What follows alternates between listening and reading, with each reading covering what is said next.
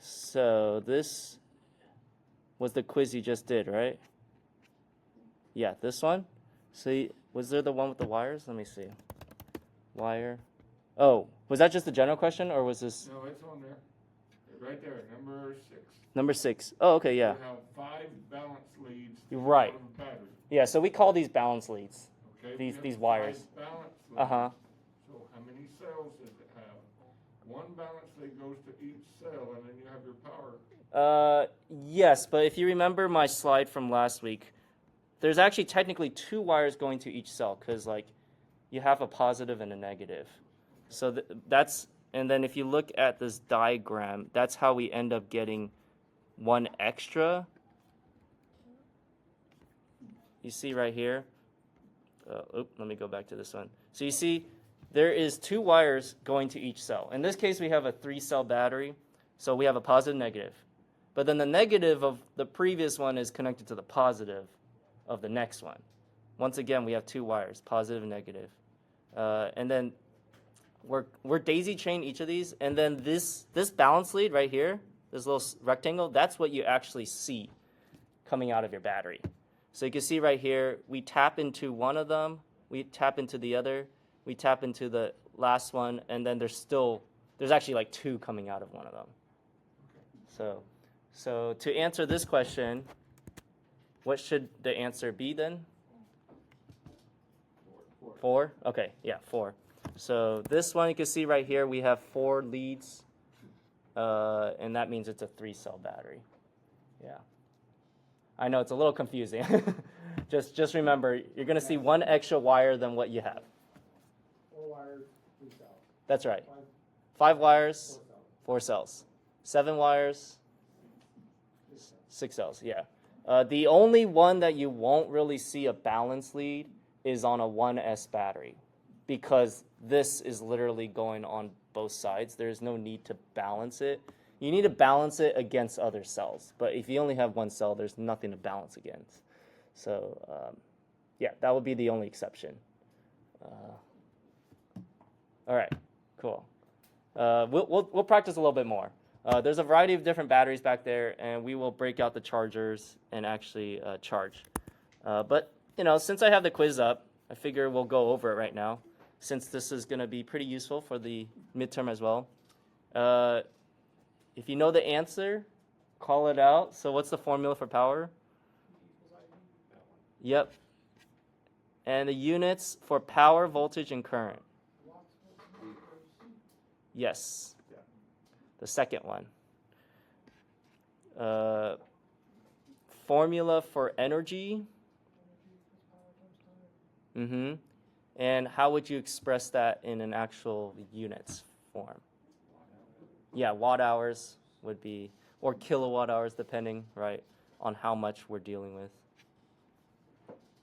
What are 2 characteristics of a series electrical circuit?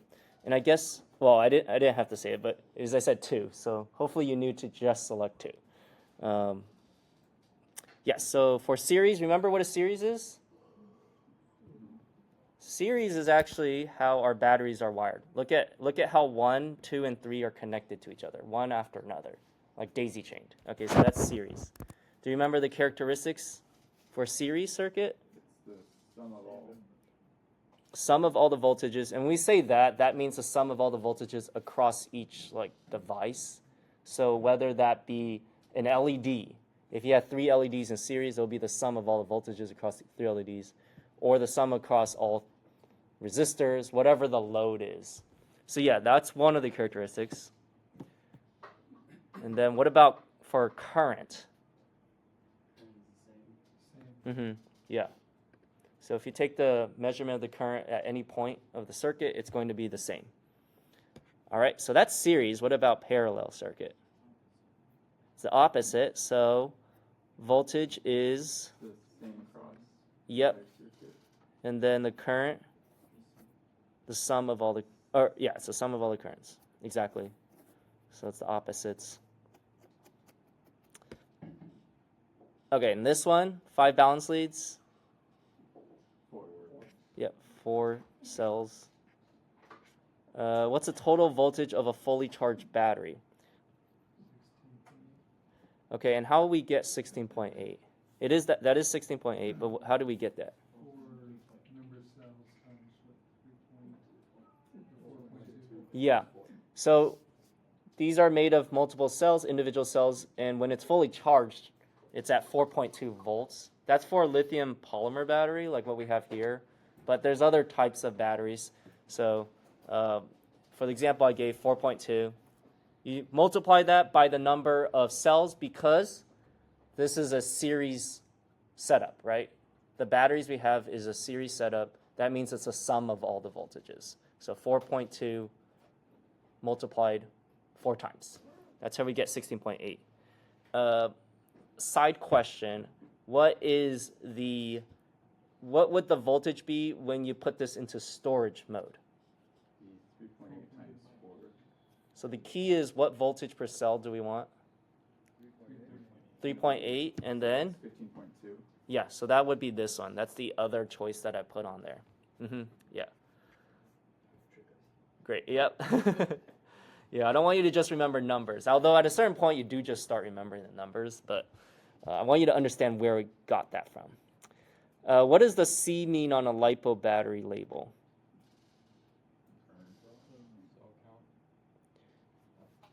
Current draw, not cell count. What do we typically express it as? S.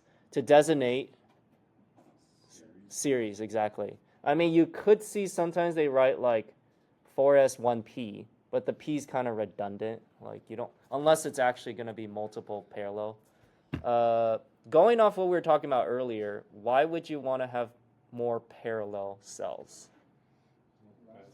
More capacity, exactly. It doesn't increase the voltage, but it's like expanding your tank. It just gives you more capacity. So that's where you might want it. But for the size of our batteries, you just increase the size of the cells. At a certain point, like a electric car, it doesn't make sense to make like a huge cell. You'll just make multiple series and parallel cells together to form a bigger battery at a larger capacity and a larger voltage. You just end up doing that. But for the size, the physical size of our batteries here, there's no need for that. A cell is like perfectly reasonable size here. And then they'll just shrink it down for other batteries. So there's no standard size for a cell. They come in different sizes. But there's a certain point where it doesn't make sense to make like a cell, as big as this desk. Just from a manufacturing standpoint. Okay, match cell voltage with the appropriate stage. Now, I sent out an announcement about this, so let me clarify this, because, I don't know, I kind of used a little bit of outdated info, so I just went online and I just double-checked, like, what is the current recommendation now? So this is what I have. Those find FPV, do you guys all agree also? This is generally it. My previous numbers were a little low. So this one stayed the same, the 4.2, and then the 3.8 stayed the same. The 3.7 is the nominal. That's what you're going to see on these wrappers. They're going to calculate based off 3.7. What I did change is the low voltage recommendation. Previously, I put something kind of low, but I'm going to put it at 3.5 instead, just because when I was reading more, technically, yes, you can go lower, but it's not good for your battery. So we're going to use 3.5 as our low voltage land the drone voltage. Okay, so if you got this wrong, let me know. I mean, I can go in and change it. But really, the only thing that might have, if you did it like before, I think, no, I changed it pretty quick. Did you guys see older numbers, or no? You only saw this numbers. You only saw these 4. Okay. Let me know if you need me to change it. Yeah, because I kind of just changed it after what we talked about. But at least the peak fully charged should still be what? 4.2. Let's start up here. Nominal. Used to calculate the total voltage on the packaging. 3.7. Drone on the ground. This one's the one I changed up. I raised it. 3.5. Yeah, so hopefully you'll still get it because it's the lowest voltage. But it was like 3.3 before, so ignore that. Storage voltage by elimination, process elimination? 3.8. Yeah. Okay. Okay, what C rating do you charge your batteries at? I mean, at least the recommendation. 1C, generally you can go like 1C or 2C. Any higher, it will charge your battery, but it's not as good for the life of your battery. Do you remember how to calculate what 1C is? No, I don't. It depends on the capacity of the battery. So I have here 1500 milliamp hour battery. So you have to look at that number to determine what 1C is. 1.5, exactly. As long as basically what you do is you convert it to amp hours if it's not already written as that. More than likely, we're going to be writing it in milliamp hours because we're dealing with batteries of this size. If you're dealing with bigger batteries, then they'll probably write it in amp hours. But for us, you're pretty safe to just look at the number and divide by 1,000 to get it to amp hours. So 1,500 milliamp hours is 1.5 amp hours. And 1.5 amps is now your 1C rating that you punch into your charger to charge your battery at. That's 1C. Okay, so it's going to depend. If we had another battery that was 650 milliamp hours, what would 1C be? 0.65 amps. Correct. Yes. To clarify, you're saying that C is equal to milliamp hours divided by 1,000 or amp hours Well, divided by 1,000? milliamp hours divided by 1,000 is amp hours. And that's C. Yeah, yeah. C is kind of like, how do I say it? It's kind of like a variable in a way. It's not a true unit of measurement like voltage and current. What's that? One-time capacity or two-time capacity or whatever C it is. Yeah. What does it stand for? Yeah, Or what is it? I don't know what what it stands for. I just know like, Because I've heard it used interchangeably, either with current or capacity, or a maximum Oh. continuous capacity. yeah, if we're talking in the drone world, they use the word, or I mean, I guess for batteries, they use the word C, but I guess if you're talking just general electronics, it could mean capacity. Really, we talked about I being for current, and C is for capacity. Yes, capacitance actually, but yeah, for the scenario that we're in with batteries, C is going to be like the charge current, or actually it's what you use to figure out how much current you can draw from this too. So it also has a label here, 100C. So that once you figure out what C is, you multiply that by 100 and you can figure out how much this can draw at once in terms of current. So what was the 1C on here? What does C equal on this thing? 1.5. So 100C is 150. 150. Yeah. So 150 amps. Yeah. So it's related to current, not capacity in this case. I don't know what the actual letter stands for, but yeah, that's just how we use C rating. Yeah, exactly. So what happens is if you're trying to buy a battery or you're trying to fit a battery to a drone, you want to make sure that you supply the current that it needs. So you're going to be always safe to have a high C rating battery. You may not utilize it on a slow-moving drone, but you'll be very safe to have a high C rating. But you're going to run into trouble if you try to put a low C rating battery on a drone that demands, it's very acrobatic. It requires a lot of current draw. Then the battery's not going to supply, and your drone's going to brown out and fall out of the sky. So what we'll see is one of the batteries back there, they use that for the radio controller.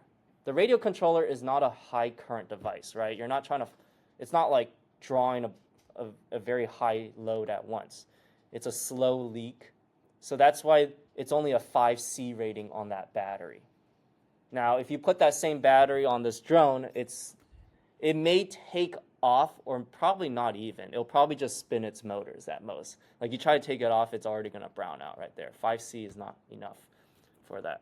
So again, you can't just look at the C and be like, that's enough. You have to actually still convert it to a number, that being amps, to figure out what does that mean. Yeah, and that's going to again depend on the capacity. And I've Yeah. seen that FPV drones that are billed as long range that use the same battery as the radio controller. Yes. So that means that it's just a really slow, stable Yeah. power delivery to it. Yeah, long range is generally emphasizing on efficiency. So with that, it's just like cars, like it's like a Prius. They can go long distances because they don't try to like do acrobatic moves and use up all the batteries. So as long as you're not trying to do acrobatic with those, yeah, you can put a lower C rating on it. Yeah, it's more optimized for efficiency rather than performance. The maneuverability. Yeah, exactly. Than performance. Cool. Yeah. So, like on a plane, if you do have like an RC plane, it also, unless you're probably doing a lot of tricks, but if you're just gliding around, you also don't need a high C rating, because planes are actually like just need one motor and a battery, and you're basically good to go. But yeah, as long as you're not doing anything crazy, you don't need as high of a C rating as a drone that's trying to do flips. Okay. Last one is we want to balance the cells so that the voltage between them are close to each other. What is that range? I call it the delta voltage that we want all of these cells to be within each other. Yeah, 0.05 volts. How do we measure this, by the way? How do you figure out what the voltage is for each of these? Yeah, there's a meter in the back, which I'll pull out again. That's why we plug into the balance leads. When you just plug into this, it's going to give you total voltage, so you can't tell what it is. But with this one, because each wire is tapped to a cell, you can figure out what each individual cell voltage is. And we seen the case last week where one of the batteries, one of the cells is dead. And if you go below the recommendation here, you risk having that happen. And the same things with our DJI batteries back there. They've also died. Probably just one cell below a threshold is enough to kind of just kill it. Okay. Any questions? Are the wires soldered to the cell? Yes, they are. Are we able to see in a battery? We could probably take one apart if you want. Yeah, we could do that if you want to take one apart. You have to be careful when you do that. We need to because they are electrically isolated, each cell. So once you start taking it apart, you need to tape off all the metal contacts just to make sure they don't touch each other. But yeah, you can see inside. I'll show you an image. Let me see if I can show you inside of a LiPo battery. They have basically it's like a little it's like a little sheet with two tabs coming out of it. I've taken them apart before. They solder a different way though. It's a little tricky. I think they use I forgot what it's called. It's kind of like TIG welding type of soldering. So I was trying to remake a battery. Let me see if I can show you the inside. Now they're exposing actually inside each of the cells. Let me see if I can show a practical image.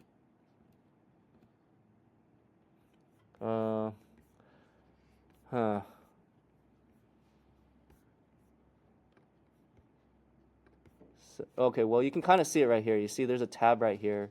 I don't know where the tab is on here. But yeah,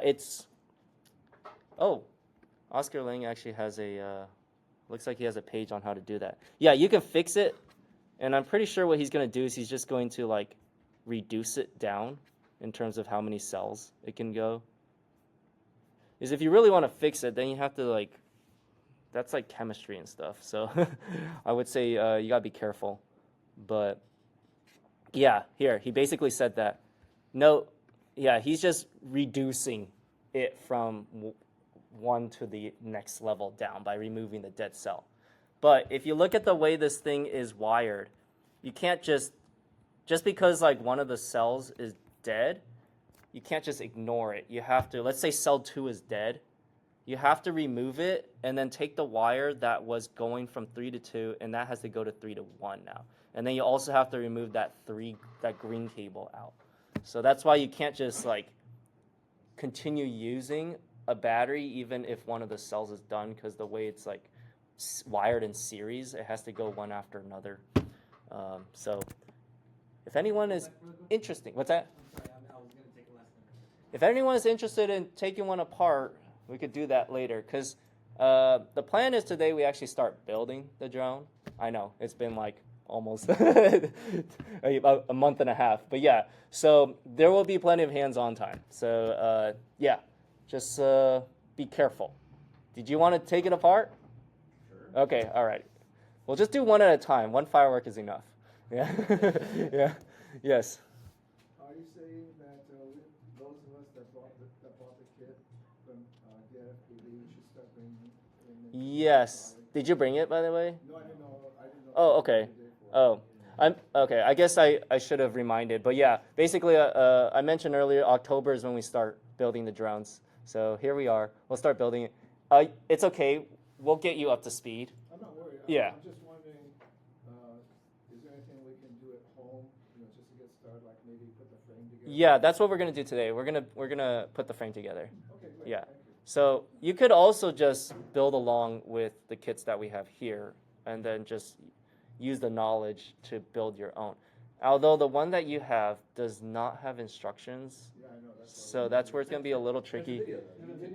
Yes. That's pretty good. Yes. So give it a shot, and then still bring it in.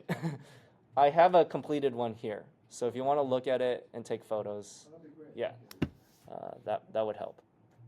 Yes. Why would they sell a drone like that without instructions? It's cheaper. I don't know. Paper, it's cheaper. It's cheaper, yeah. It is cheaper. Yeah. Unfortunately, what's that? Everything's on YouTube. Yeah. Well, that YouTube is unofficial. It's by some other hobbyist, right? It's not like actually from the company. Yeah. I don't know. Honestly, like, yeah, they're in a rush to release it and stuff. They'd have to pay somebody to translate. Exactly. Yeah. They always put pictures. That's gonna reflect in the cost of your drone. Yeah, but actually a lot of drone things, unfortunately, is either lacking in documentation or it's like very unclear. So it's unfortunate, but that is kind of the case. But that's what we're here for, right? To learn together. So hopefully it makes things easier. Question? Because there's so many variations of parts that you could choose to build off of. Oh, yeah, you're right. But what David was talking about is he bought a kit. It came with everything already. Yeah. So you would imagine it comes with documentation, but I guess at $250, it's like half the price of what the other ones are. I guess I'll take the hit if I was in a situation. I'll just figure it out. But yeah, you're right. If you're individually building something, there is no instructions because like there's too many possibilities for how you can build a drone. That's where you have to just kind of know what to do. I mean, there's YouTube videos of specific builds, and you take that knowledge and you transfer it to your particular project. All right. Questions? Okay. Before we build, though, I want us to really understand and practice charging batteries. So we have 6 chargers here, so we'll just have to probably divide and conquer, like maybe like 2 or 3 people charger. Okay, actually I kind of need one up here, so 3 people charger. I need to show one up here for everyone to see, and then I'll go around and hand out some batteries. Okay, great. Way in the back, this is not meant for you to charge a battery. This is for you to supply power using a battery to charge other batteries, basically. Okay, so just to clarify, this one you don't plug your battery unless you're trying to power the device. They have that because if you're in the field and you don't have an outlet and you have like a huge like 10,000 milliamp hour battery. You can use that to charge other batteries. But we're in a classroom, so we're going to plug it in the back. Okay, so it turns on as soon as you plug it in. We're going to start with this battery. Let's take a look at the specs of this battery. Pull it out. And what can you tell me about it? I'm gonna ask the following questions. I'll write it down on here. I'm gonna ask what the cell count is, what the capacity is, what the C rating is, the plug type. Okay. So what do we got here? Let's start with cell count. How many do we have? Two. And where did you see that? I just count the wires. Okay, that's one way. There's actually multiple ways to approach this. Okay, what do you count? How many wires? 3. Okay, so that means there's 2. Okay, just one less. What's another way we can figure out it was a 2S battery? Is it safe to do it physically just because you can tell they're... Yeah, I guess you could feel the 2 cells. I guess that's another way. Is that reliable? Not always, because look at this. Like this, you can't really feel, right? Max current or no? That doesn't tell you how many cells this battery. What's that? Divide the volt. Yes. So what's the volts? 7.4 down. 7.4. And remember, this is wrapper volts. So what is the wrapper volt? 3.7. So what's 7.4 divided by 3.7? 2. 2 cell battery.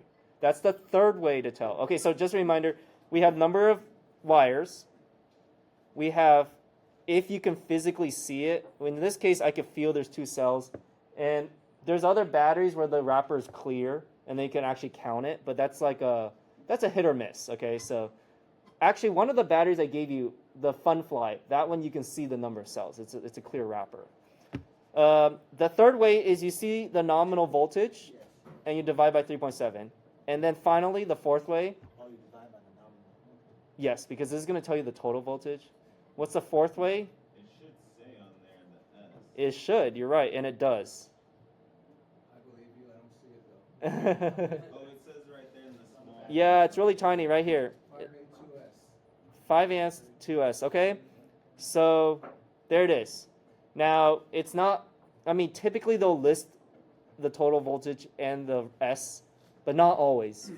But as you can figure out, there's multiple ways to tell. Okay, good. So we have the number of cells is 4, it's a 2S. Okay, what about the capacity? It has to be labeled. There's no way you can physically tell just by looking at it, so it has to be labeled. Real quick, on the last one, what was the last one? You just look for the word 2S. You see it says right there. Oh. It says 2S, literally. Yeah. Okay, so what's the capacity? 5 amps.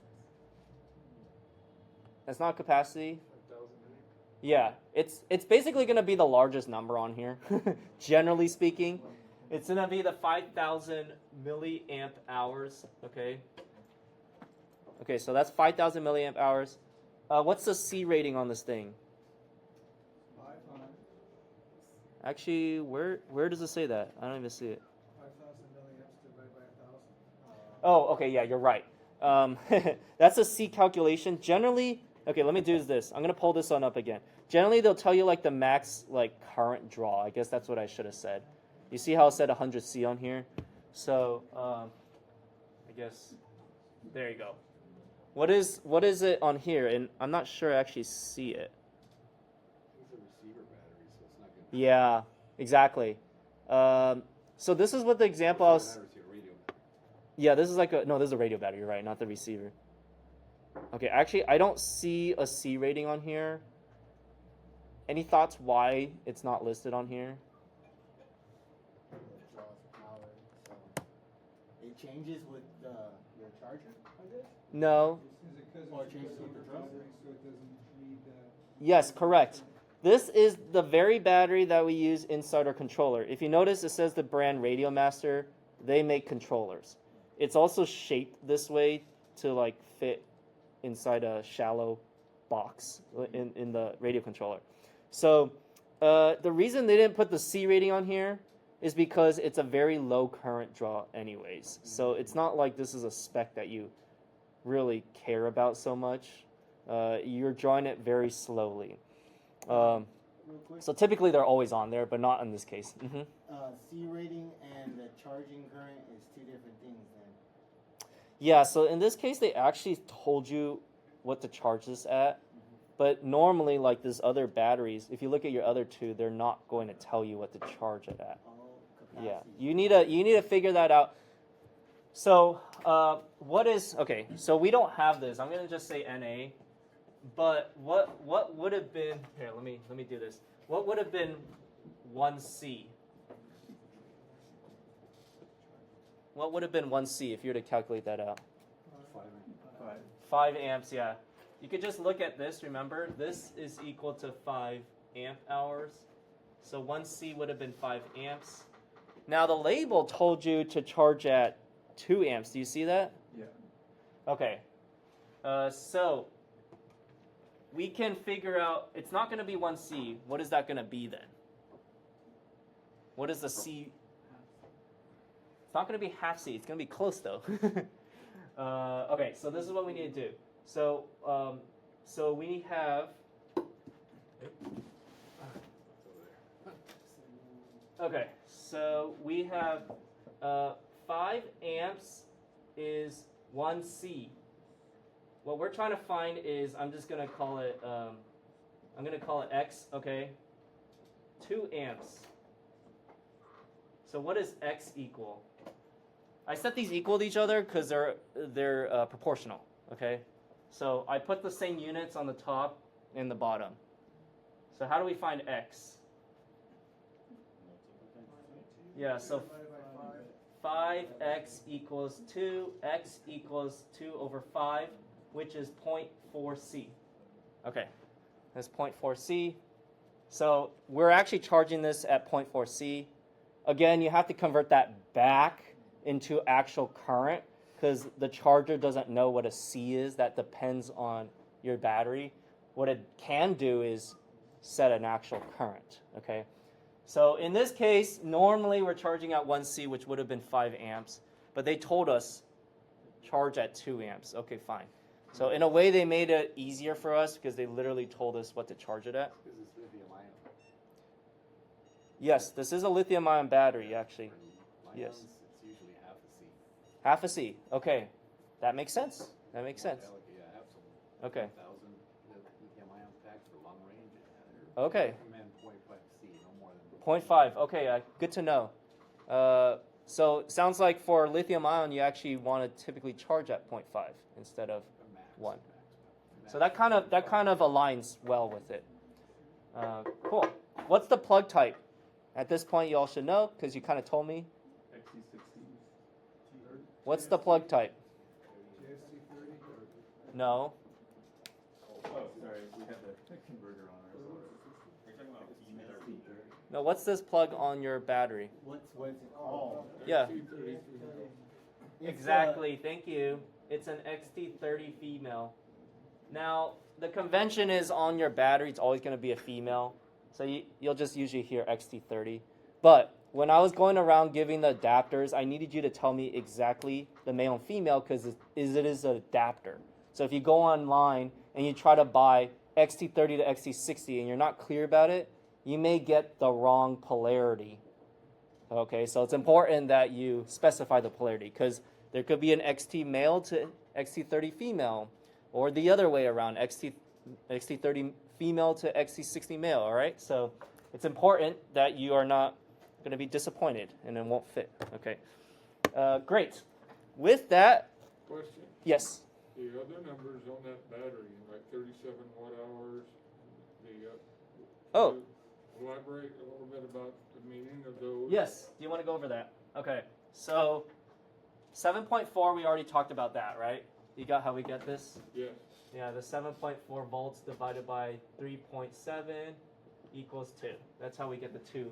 This is S, by the way, 2S. Okay.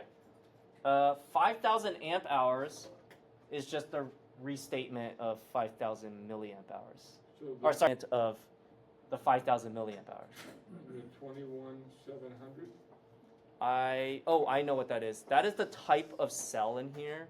So inside this battery, you can see it's a cylindrical type of cell. So you can buy individual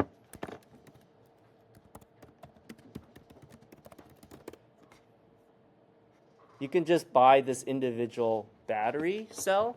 That's what it looks like on the inside. They just put 2 of these in series. So that's what the 2700 means. It's telling you the type of battery that's in there.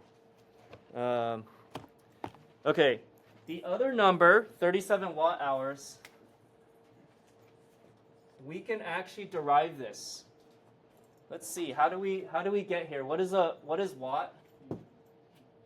Watt is P, and P equals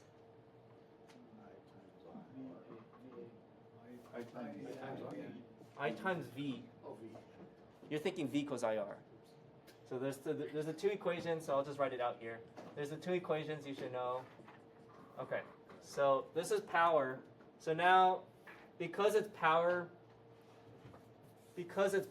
times time, let me just put it like this, times time, it is current times voltage times time, right? You agree on that one? Okay. Now, we have 37 watt hours. If we divide everything by the voltage, so we're going to get rid of the voltage. I'm just dividing everything by the voltage. What was the voltage? 7.4. And then this crosses out. It becomes I times T. And actually, I can cross out the T's. Do you see that? These are on both sides of the equation. I can cross out the T's. So really, so 7.4 volts. That is going to be, what is that? 37 divided by 7.4. 5.2. Huh? Is it 5.2? Is it 5.2? Or 5.52. I don't know what you put the decimal. Oh, it's 5. Okay.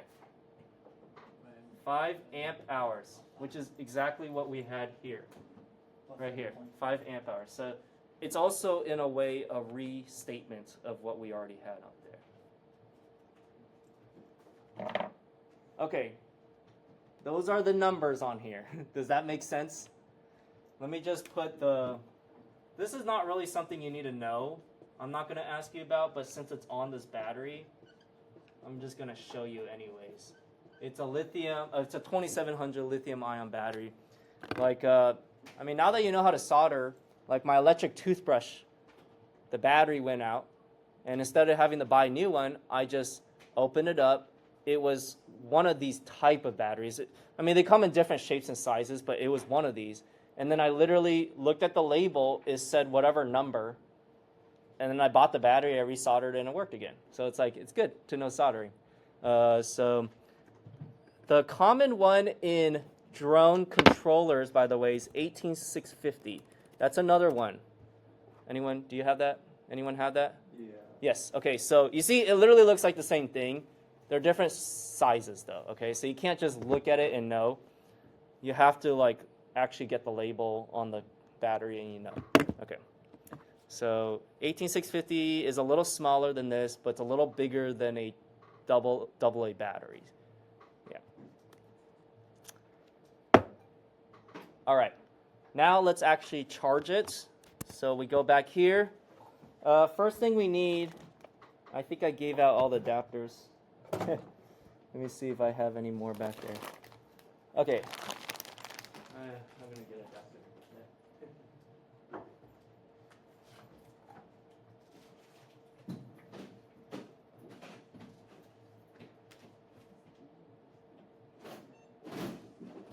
Oh, actually, let's pass these out.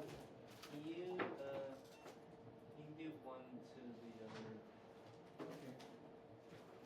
You only need one of those, basically. Here, you guys can split this. And you two can split this one. And you two can split this one. Okay. Alright, I still get an adapter. You get, Brian. Gotta go. All right. Okay, it's okay. I got my own adapter.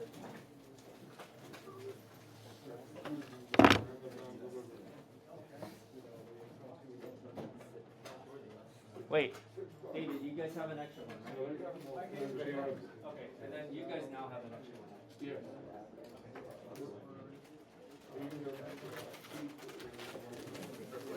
Okay, first thing we got to do is check the battery status. Do you remember how to do that? No, you just plug it in.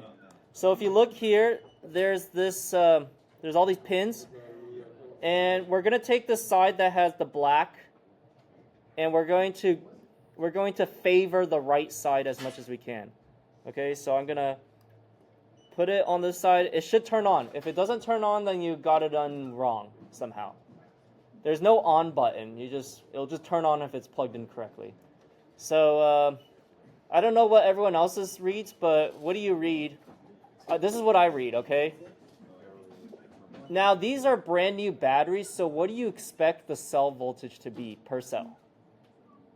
They should be in storage, which was what? Oh, look at that. Good. All right, they are already set at 3.8. Okay. Now, they ship it like this, for the longevity of the battery. So 3.8. And between the two cells, what's our delta? I only have two cells, so it's very easy to calculate. We have 843 and 847. So what is that? 0.004 volts, right? Which is good. We want what again? 0.05. Okay, so yeah, we're actually like well within the balance of each other. Okay, I mean, I would expect that given it's like a brand new battery. The percentage tells you like the total percent, so it's about 47-50% charged. Okay, that makes sense. If we cycle through it, now it tells us our total voltage, and it also, the cell type is actually a lithium ion, so I need to press type. There it is. That way it properly reflects the percentage, because lithium ion, let me see what the full voltage is.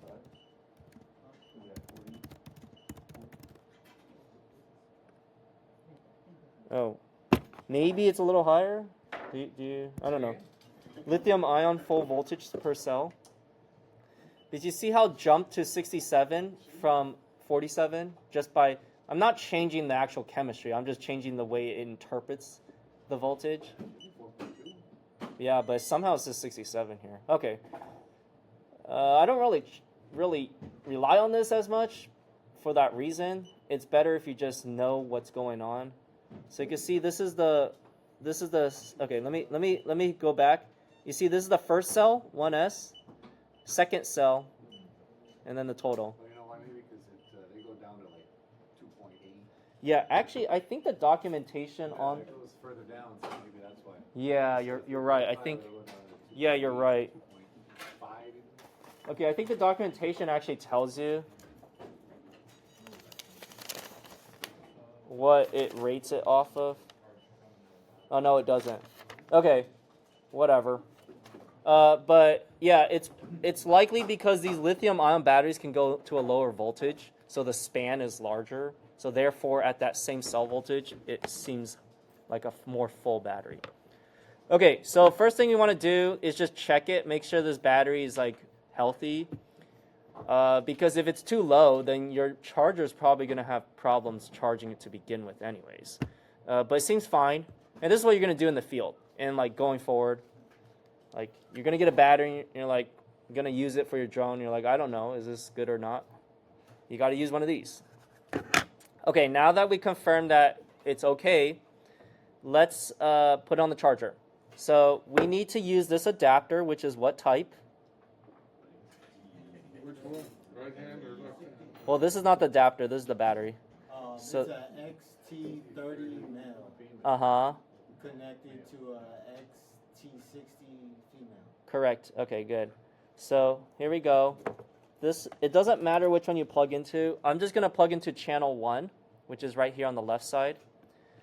So I just plugged in the main power leads, and it gives me that same reading, 7.7 volts. it can't tell me the individual cell voltages until I plug in my balance lead.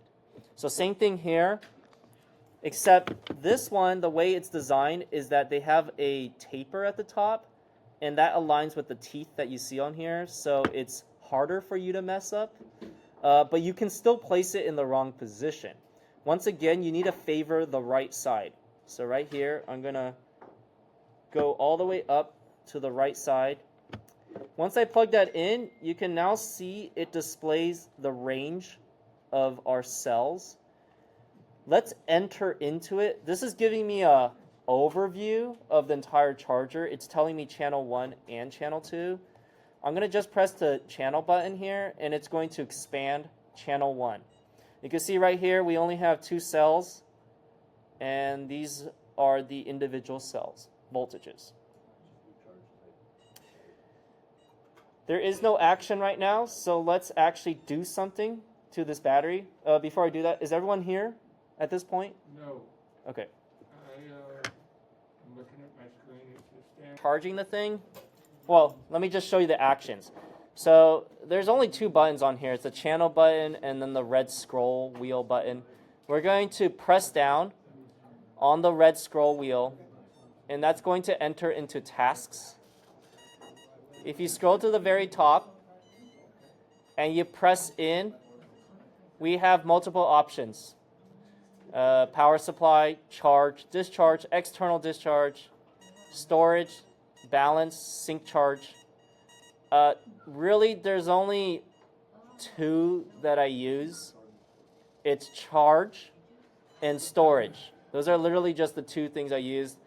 I'm not even 100% sure what those other things are for, but there's documentation, I guess you can look up. Storage and charge, is it To the 3.8 per cell, exactly. above 3.8? It will discharge. So that's what's nice about the storage mode is that it does whatever it needs to get it to the 3.8, whether that's charging up or discharging down.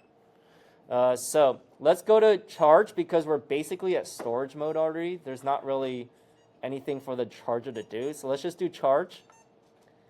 Battery type, we need to change this. It's a lithium ion. It was on the wrapper. So go ahead and lithium ion. Cell voltage, it's still 4.2, and it gives you the thumb up just to tell you this is the recommended setting. We're going to keep with that. Cell count, you shouldn't have to change this. It recognizes it as soon as you plugged it in. Just double check, all right? Current setting. All right, normally we would set this to 1C, which again, based off our calculation, was 5 amps. But the battery wrapper told us to set it to 2 amps. Okay, so we set it at 2 amps. Everyone here at the same settings. Okay, now you just press start task, and it goes. You'll notice some stats. It's going to tell you the current that it's charging at. It ramped up to the 2 amps that we specified. It's going to tell you how much capacity is being restored. Now, this is a 5,000 milliamp hour battery. It was at 3.8 volts per cell. It's not going to read 5,000 at the end of a charge. It wasn't empty to begin with. And really, it's never going to do that because your battery is really never empty. Even if you're empty at 3.5 volts, you'll probably just get like, I don't know, half, like 2,500 or something like that. So the best indication that it's close to completion is just looking at the cell voltage. You see, we already gone up to 3.9 now. It was at 3.8. It's already going up. When does it stop? 4.2, exactly. It sometimes goes slightly past, but really because we targeted 4.2 within the cell, the settings, it should go to just 4.2. I mean, there are certain batteries which we call high voltage, LiPo high voltage batteries. Those you set at 3.5, but that's something you should know just by setting it right in the charger. So I saw like on the single cell, like the loops, Yeah. go up to like 4.3. 4.35, exactly. Yeah. Yeah, so that's a setting. If you look previously, Yeah. Is that bad though? no, it's just a different chemistry. You just have to set it accordingly. Yes. Two questions. Does this thing turn itself off when it's fully charged? Yes. Okay, second question. One of the things that we can do is it says power supply. This thing will function as the power supply? See, I'm a little confused by that, so I've never used it. Has anyone used it? Okay, I know that this, you can use a battery as a power supply, but that plugs into the back. So that's where I'm a little confused. I don't know. I haven't looked into it because I personally haven't used that function. So If we overlooked that 2 amp notice and we went with 5, would it just charge faster or? it will charge faster. That's what charging at higher C rating does. But you're degrading your battery faster. So that's the thing. You won't really notice the immediate effects until like after some use with the battery. Yeah. But if you were in a pinch. If you're in a pinch, yes, you can charge higher. Yeah. But you would know that you're. Yes, exactly. It's at the expense of your battery longevity. Exactly. So this plug is for AC and this one's DC. Correct. So what happens is the plug that you have going into this, it has a transformer that still turns it into DC within here. And then this other plug is just going to bypass it. Yeah. So that's why it needs this fan back here. It's like, cooling that stuff.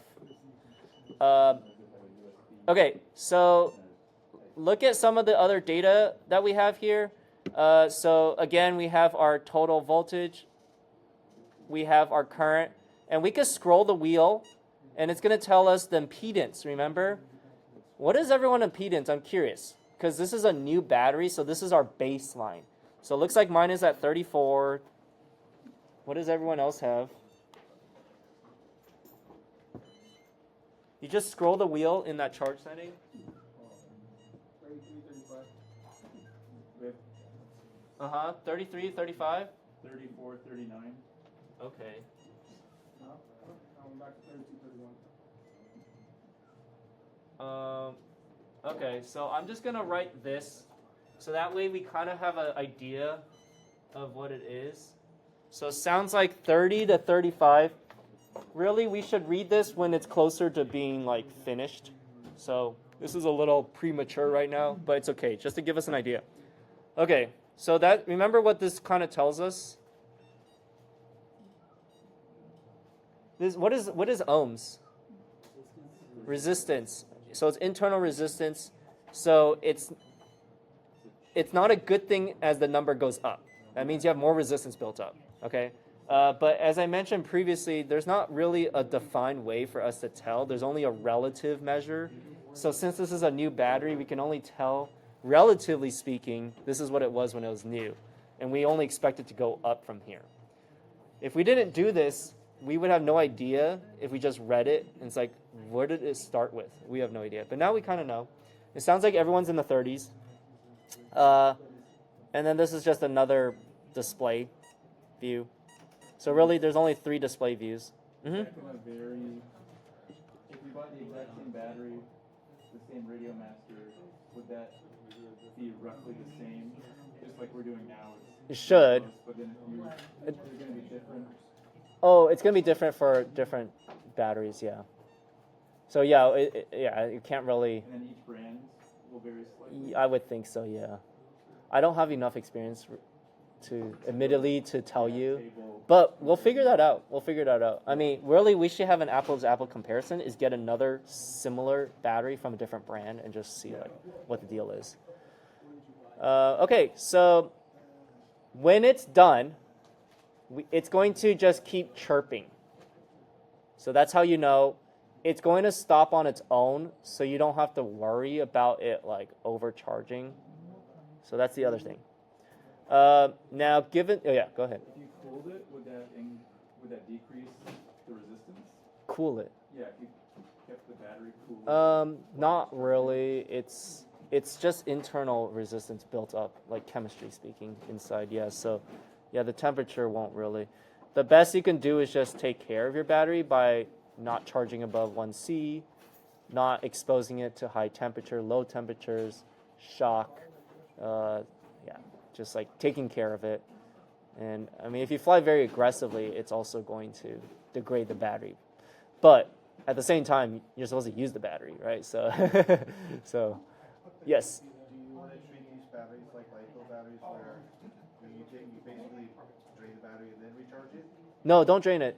Are you talking like more like old school nickel cadmium batteries where there's a memory effect? Is that what you're? Yeah. No, you don't do that with these. There's no memory effect. So you might be used to like older rechargeable battery, nickel cadmium, metal hydrides. Those had a memory effect, so you actually had to drain them down and then recharge them. Don't do that on these. You don't need to do that. You just put into storage voltage. Yeah. That's a good question, though. Yeah, because I know there's like the differences. Okay, I'm going. Yes. If you drain these batteries too much, they just stop working, right? Yeah. So it's like one of the batteries that I showed last week. It just you go off that cliff that I showed, and you just can't recover again. It's just gone too far. Okay, since we're not actually using these batteries, I don't want to charge it up all the way. So let's stop it. And this is also good in case you're like, oops, I put the wrong settings. So to stop it, you just press the red and stop. You can also adjust the current because most likely that's the thing that you kind of messed up on. But we're just going to stop it. And you notice it turns black again and it says standby. So that's it.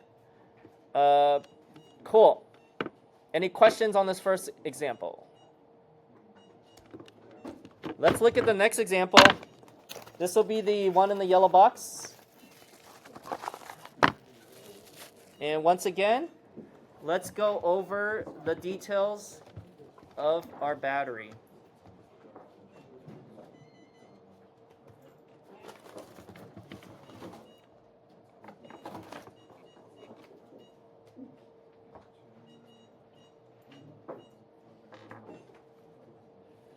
Okay, let's go over the details of the battery. I'm going to erase this stuff. You guys need to take a photo, or you?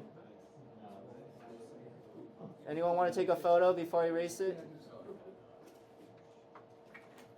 Alright. I'm capturing in the video too, so.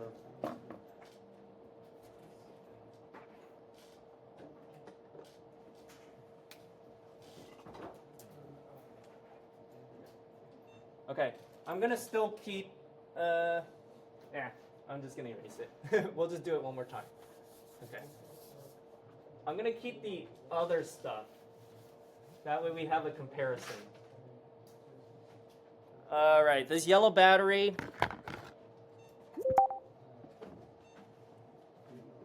I don't know where it went. Oh, here it is. Okay, all right, help me out here. What's the cell count? Yes, 4S, and how did you know? I have 5 wires. 5 wires.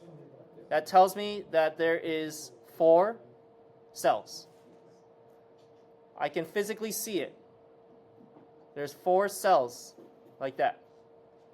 What else? It says on here? It does say 4 cells. Do you see that in the bottom left corner? It says 4 cells.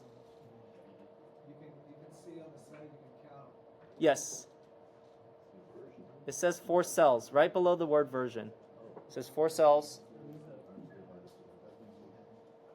And, I mean, you kind of have to interpret it because it's hard to tell. But it also says right here, it says TAA 5504S. You see that? Yeah. But that's not the most clear way, but it's just that I'm looking at it and I'm like, oh, I see a 4S, I see 550, that makes sense, 550 milliamp hours, and I see 4095X3. So 95 is a C rating, so that must be like their own company's like internal like model number. But yeah, it kind of makes sense. So really, there's only 3 sure ways for this scenario. We look at the wires. Oh wait. There should be the 5th. There's the 4th way. Divide. Yeah, divide. So what's the total voltage it says on the wrapper? I know it's kind of small. 14.8, right? Okay, so 14.8 volts. This other one was 7.4 volts. Okay, so this is 14.8 volts. So what is What is our wrapper nominal voltage again? 3.7. How many cells do we have? Oh, shoot. Yeah, exactly.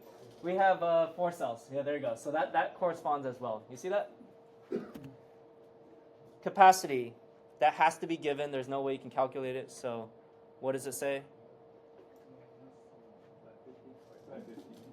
Yep, that's right. 550 milliamp hours, which is what in amp hours? 0.55. And we need that because we need to know what 1C is. Before we get to that, let's go to 1C, which is what? 0.55 amps. Okay. Oh, because it's 5,000. 1, 2. There's no 5,000. No, I was looking at the other one. Yeah. It was 5.5. Exactly. You move the decimal 3 places because that's what milli is. Same thing here. 1, 2, 3, and it becomes 0.55. Yeah. Okay, now we go. I figured out what 1C is. I'm going to go back to what the max C rating is. What does it say on here? 95. Yeah, this is also something that has to be given. What does that translate to amps? So you know what C is now. So what's 95 times this?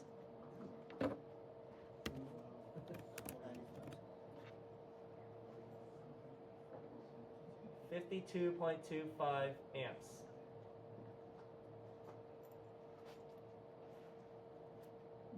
Okay, you see how we calculate that? You have to find C first before you can figure out what the total current you can draw. What is the plug type? XT30 female. Yep, that's right. The cell type is actually, we're going to say Na, or I guess we could just say what type of chemistry is this? It should say on here. It's okay. It doesn't say on here, but it's a lithium polymer. Yeah. Yeah, it doesn't say on here, but does it say on the box? If you still have the box. It's on the barcode in the box. You just kind of have to know it's kind of by default. It says on there too. But yeah, if you're like, let's say you just got this from someone else and you don't know what it is. Yeah. Yeah, it says on the box. How would you know? You just, I don't know, by chance, more than likely it's going to be a LiPo.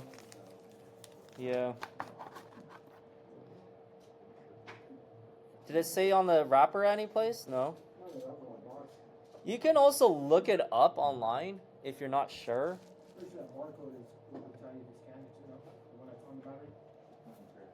What's that? It might. That barcode is probably more for the manufacturer, like for quality control and tracking purposes. But if you just look this up, I mean, your wrapper, assuming you didn't like completely chew up the battery, you can just look this up online on the website, and then you'll find out what it is. I mean, let's just do that, just to be sure. R line 95C, 50 milliamp hour, 4S. Let's see what we get here. We get this exact battery, and it says it's a LiPo right there. Okay, so now we're for sure. Finally, the impedance we have to know by plugging this in. Okay, walk me through here what we need to do for charging then.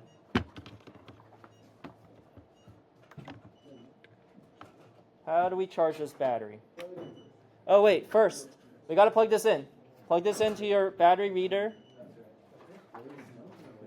Now, these are all new batteries, so once again, what do we expect the cell voltage to be? 3.8. There it is, 3.8, 3.8, 3.8. Good.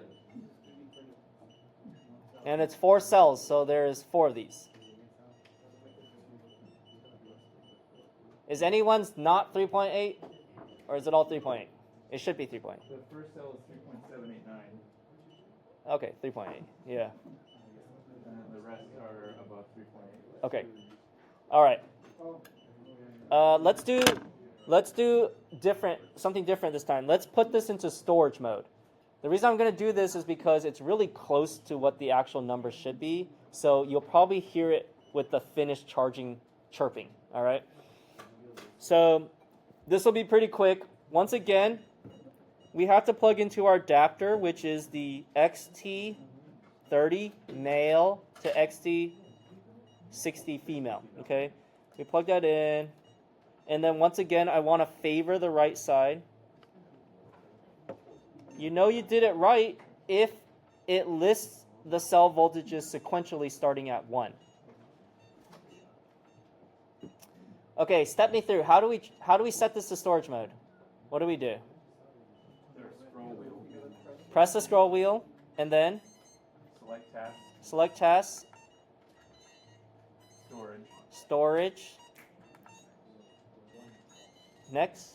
and then you want to adjust the cell voltage. Before that, Oh yeah, confirm your battery type.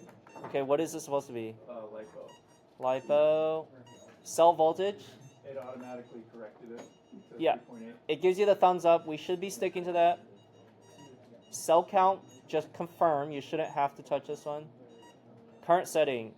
What is 1C? 0.55 amp. Okay, we only go to 1 decimal point, so just round up. 0.6. Yeah. I mean, remember, you can like charge it like 1 to 2 C's, so it's fine. Like, yeah. And then start task. Okay, you notice this time. Oh. This. Okay, there you go. There's the chirping because there is no task to be done. It was basically already there. So there you go. That's what it's gonna sound like. And nothing is happening. You can tell nothing's happening because there's no more current. You see 0. So before you unplug it though, it's always safe to just stop it. So we're gonna press the stop button on here. And there it is. Standby. Standby, nothing's happening, I unplug it. All right, any questions on the second demo? Did they put the chemistry on that? They didn't, so I looked it up on the computer. They got like a QR code. Yeah, I doubt that QR code is... Oh, there's a scan for more info. Yeah, that second one. Sorry, I didn't know. I thought you were talking about the first one. Yeah, but it was easier for me to just look it up. But yeah, you could probably scan it. Let me know where it goes to. Where does it go? All right, go ahead. Any questions on the second demo? All right. I want to repeat so you know what to do for the exam. All right. Third battery. Now, I have a different battery from y'all. So, yeah, you might have to adjust accordingly. Or just read it to me, actually. I don't even know. I don't have that battery, so you're going to have to read it to me. I'm going to go on this side. That way, you can actually see.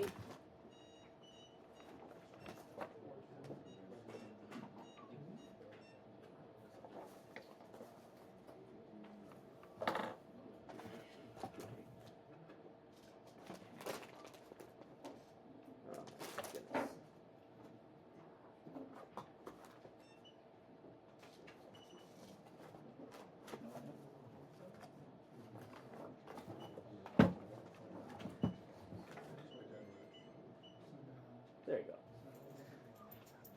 All right, what do we got here?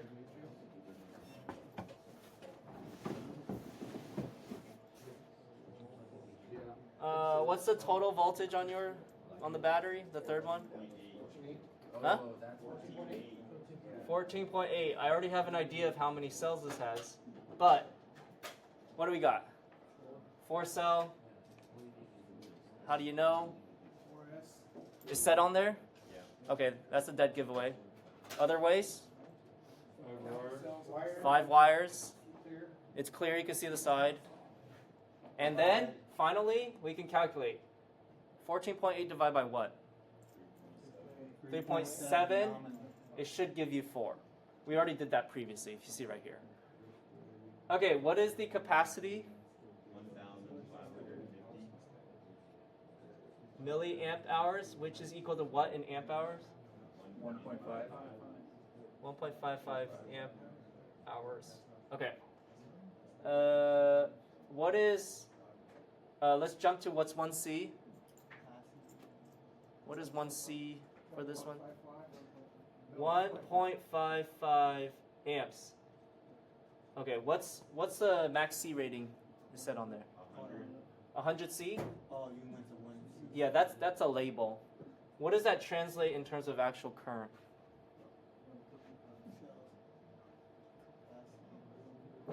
Oh, yeah. What's 100 times 1.55? 155 amps. What's the plug type? Yes. Yes. It's a 60, so you don't need that adapter anymore. What's a cell type?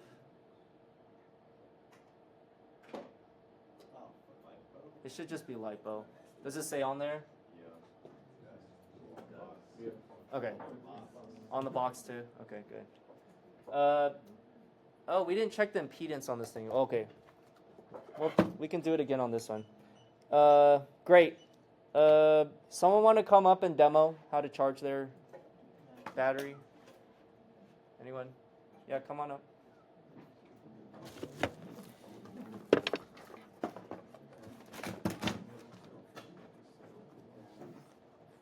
All right. It's all yours. Thank you. I'll try not to do too much damage to this thing. All right, so I'm going to go with channel 1. Sure. I don't need this. Go to channel 1. And say you need to specify the task. We're going to go to charge. Oops. Click it, then specify charge. We just said, what do we say this guy was? It's a LiPo. LiPo, so we're good for that. Uh-huh. Cell voltage on this, we said it was, what do we say the cell voltage was on this? Well, the cell voltage is what do you want to charge this up to? What do you charge your battery to when it's full? 4.2? Yes, so you shouldn't have to change that. Okay, so we're going to go to cell count is 4. Uh-huh. And current setting for amps is That is 1C. What is 1C on our battery? 1.55. Okay, go ahead and change that. Now we don't have 2 decimal points, so just round up. To 1.6. Good? Start the task. Well, you can't start it until you plug it in, so That go makes ahead and plug sense. it in. Yeah, that makes sense. It doesn't really matter which one you plug in case you're wondering. Just plug both in. So once again, he's favoring the right side. Good. All right. Good. All right. Now you are ready to start. And there it goes. It's charging. Okay. Let's show what to do if you want to charge 2 at the same time, because it is a 2-channel charger. So go ahead and press channel. Will it work also with the inductive charger at the same time as well? Yes, everything at once. So now you see channel 2 is on standby. He's going to plug in the adapter. And go ahead and plug all that stuff in. Once again, favoring the right side. A little bit more right. Nope, you missed it. Oh, wait, keep it in there. Keep it in there. I want to show you what happens if you miss it. No, you deliberately missed it? Yes. Okay, what happens? Look here. It goes to 2, 3. Actually, keep it on there. I want to see if it's smart enough to know not to charge. Okay, go ahead and continue with the rest. Yeah. I think it was smart enough to tell you there's something going on. But let's just see. All right, go ahead and set up the rest of the settings. This is going to be our first one. This time we're going to put it to storage because we're already at a higher voltage. So put it to storage. You got to change the type to lithium ion. We're using this battery. I'm doing this on the... Oh, okay. Okay, so lithium ion. Cell voltage, we want to charge to... Go ahead and click that. Okay, so I guess lithium ion, they recommend 3.7, so I guess we'll just keep it there. All right, that's fine. It's a 2S, right? And what current did it say you can do it to? 2. It said on the wrapper. So go ahead and go to 2 so it's faster. If you do lower, it's just going to be slower. That's it. Go ahead and start. And let's see if it gives error. Yep, it gives you error. Okay, so if you see that, it's kind of generic. But it did tell you there's something wrong with your plug. So go ahead and correct that, and you'll see that this time it goes to 1, 2 instead of 2, 3 or some other number. Okay, good. And good. And then click channel one more time, and you can see it side by side. Both tasks are happening at the same time. You can still charge your phone, and you can also charge USB devices all at the same time. All right. There it goes. It's charging. This one? This battery right here? Yep. This one? Very good. So we're gonna stop the other one. So you can stop one without affecting the other. They're basically independent. You just have to go to that one, yeah, and then press stop. Stop. Good. And then you can unplug it now.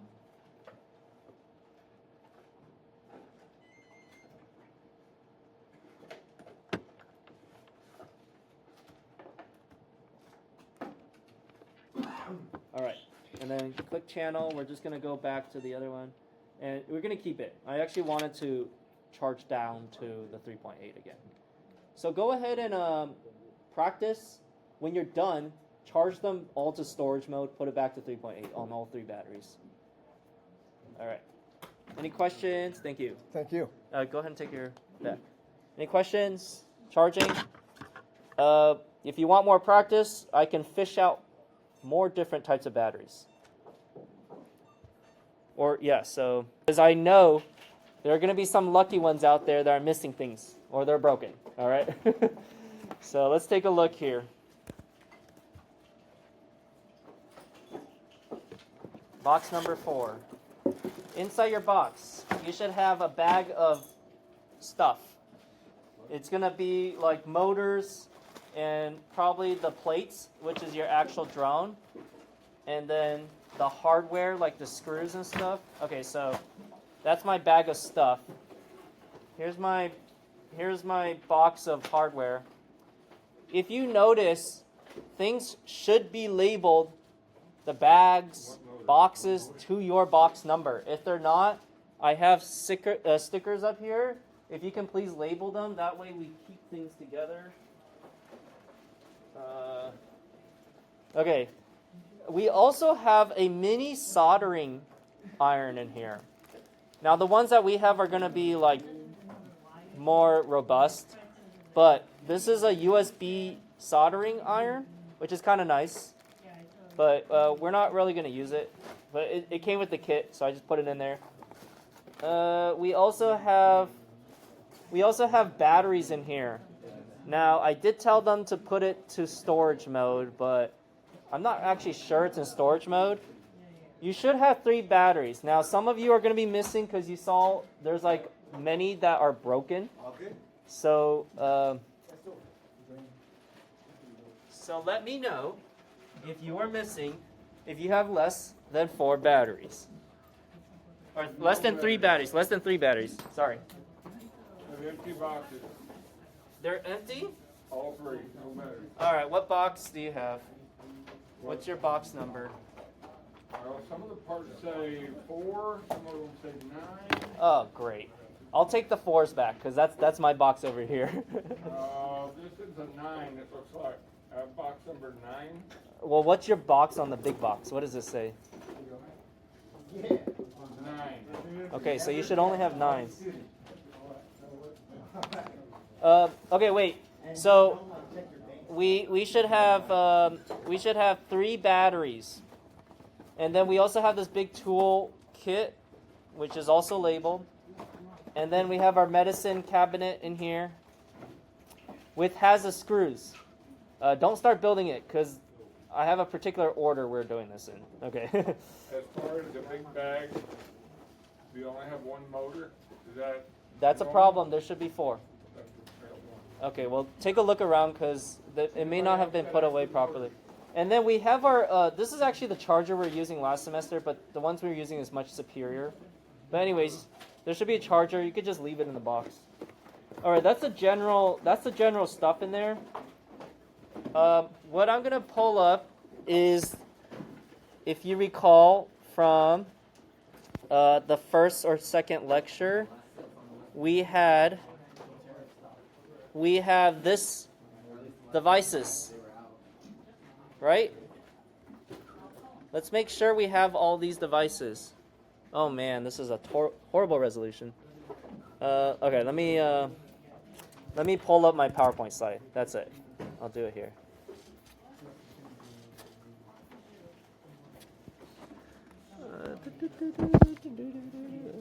Okay, all right. Here it is. We should have these devices. Here we are. We should have our medicine cabinet right here. And I have 1 through 12, and then 29 and 30 for some reason. What do you guys have?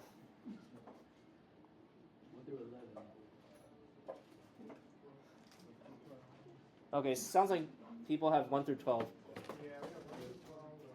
Okay, this is what we're going to do. We're going to open this up. Number 1, we're going to skip. Or actually, you know what? Number 1, let's just take out. We'll just go in this order. Number 1, just by looking at this, I already know that it is the nuts that go on the motors. Okay? So just take this out. And we are going to just hand tighten them onto each of the 4 motors. You notice how there's a nylon insert right here? That's to prevent it from backing out, which is pretty important considering this is going to be your propellers, holding your propellers in. Okay, so just, anyone missing? There should be 4. Anyone missing a nut? Again, this is number 1, box number 1.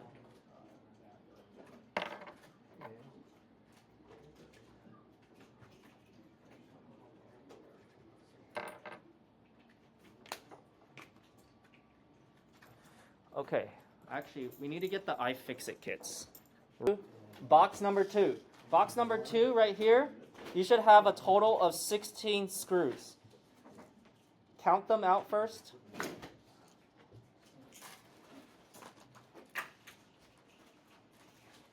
If you're missing, come up here and grab some from the thrift box.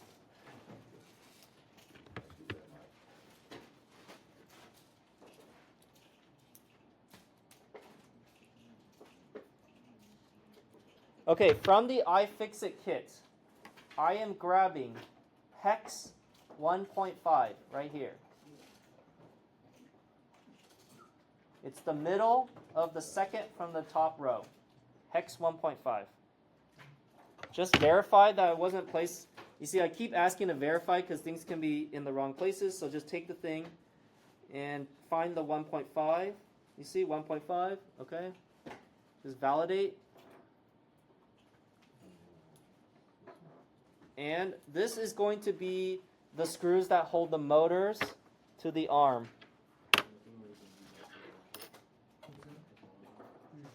Now if you look, each of the arms are identical, right? Each of these are identical.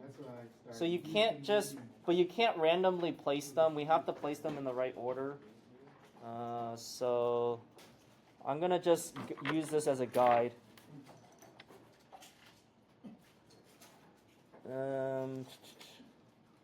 Okay.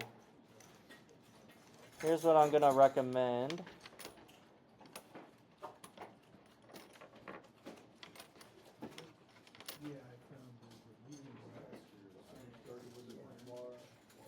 All right, here's what I'm gonna recommend. Lay out your arms like this X. This is going to be the foundation for this drone right here. You see right there? So first lay it out like that.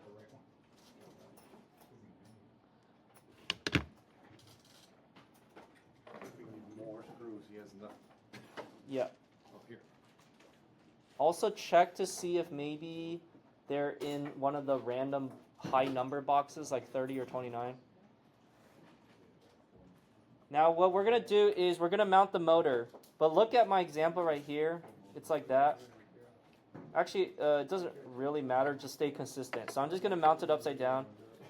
We have our connection right here. That needs to be aligned with the arm. That needs to be aligned with the arm. So not like this or like that. Don't put it like that. It has to be going toward the arm. So I'm going to grab this. And you see how there's the 4 holes? I'm going to line them up. It doesn't matter which motor. Just grab any of them. They are all the same. The motor direction later comes with the ESC. That's going to determine the motor direction. So, lined it up.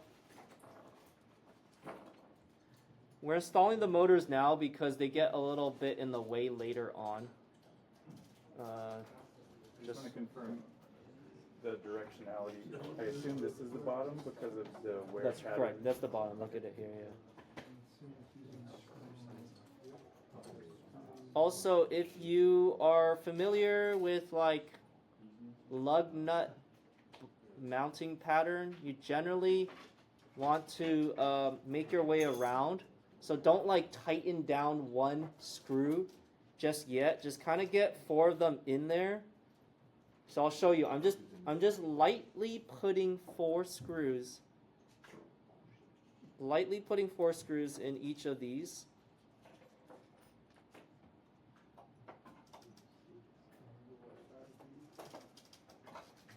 Once I got all 4 in there lightly, then I'm going to go in kind of a crisscross direction. So instead of a circular direction, I'm just going to start here. Now I'm going to tighten it down.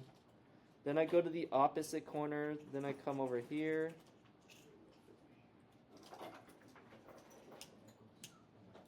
Okay, done. So just to show you, I kind of went like that when I tighten it down.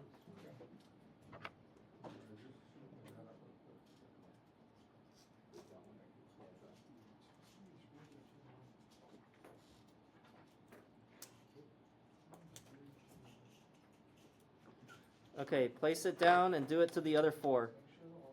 Always place it back in that same direction. That way you kind of preserve the position. Because if you place the motor on the wrong side, then you're going to have to undo it. Alright, so I'm just going to do it 4 times. The order we should have gone. Again, if you already have one on, don't worry about it. Box number 3, do you have 5 screws? 5 screws? Got 6.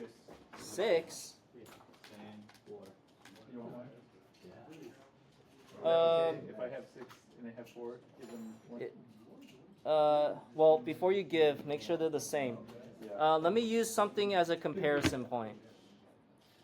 Okay, I'm gonna, just to make sure we're talking the same screws, because they have different lengths. I took this thing out here, the 5.5, the 5.5, and I kind of dipped it in here. Does yours protrude this much? This is how mine protruded. It should be this one. Yeah. If it is, then you're good. I don't know. Just leave the extra one. It should just be 5. What work? Let me see. Yes, that's shorter. It's probably from 4. Yeah. Let me see number 4. Yeah, it's 4. You want the shorter ones? No, we want to see if this works. What you're supposed to do is you're supposed to take, if your screw is too long or too short, we'll know quickly. So you're supposed to take this piece, you see right here? One side is studded. You see how it's raised on one side and it's flat on the other? We want the flat side facing us. So studded side down. Okay, and then you're going to take one of the arms and you're going to lay it like this. So if you already have the motor on it, you want to lay the motor on the same side as the studded side, so facing down, like so. The studs are actually is the threads. So we just have to put the screw in. Now I have to switch this to a 2.0. So you're going to switch the driver to a 2.0 now, which is this one right here.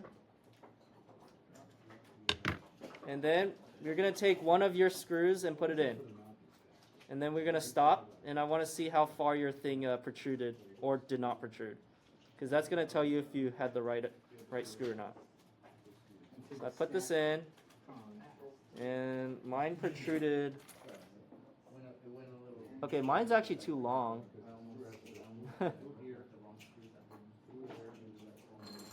Oh no, mine's right. What the heck? Oh, I know what's up. I know what's up. Sorry.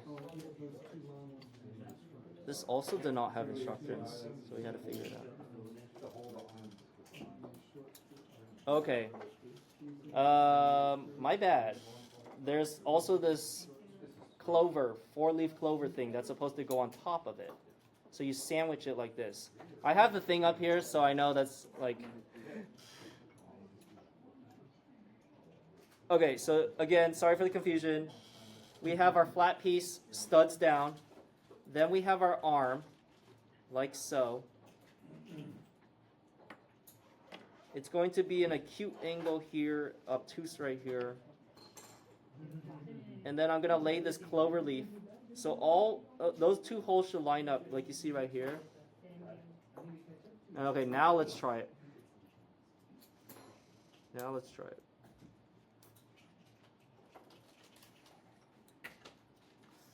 Come on.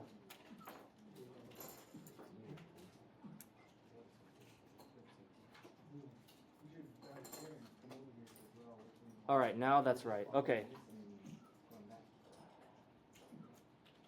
A clue that you have the right screw is that there should be a lot of scratches on it because this is literally the bottom of the drone. So see if you have scratches on yours. That's kind of a clue. Just to show you the stack again. Here it is. My hand is touching the bottom piece with the studs facing down. We have the arm itself, and then we have the clover leaf. The clover leaf needs to match the bottom piece. You see right here? And then, if it's the right screw, it should just be flush. It should not protrude. Oop. Come on. Focus.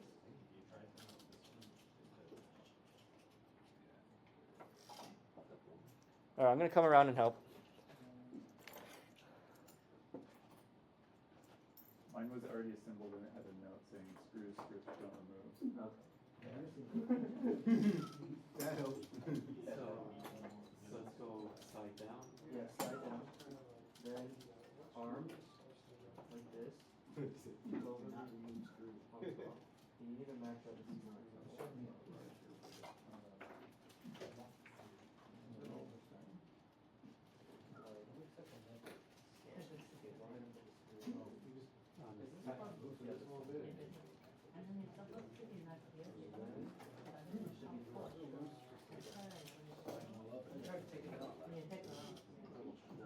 Did you compare the length of all of this?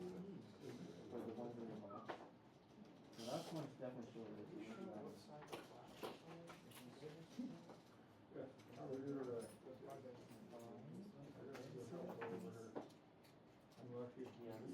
short. You see how mine like goes to the floor? I would maybe try number 5. Can I see yours? Yeah. Yeah, see how his is also flush. So use it like that. Cameron has you. Oh, okay. Your completed one. How are you doing?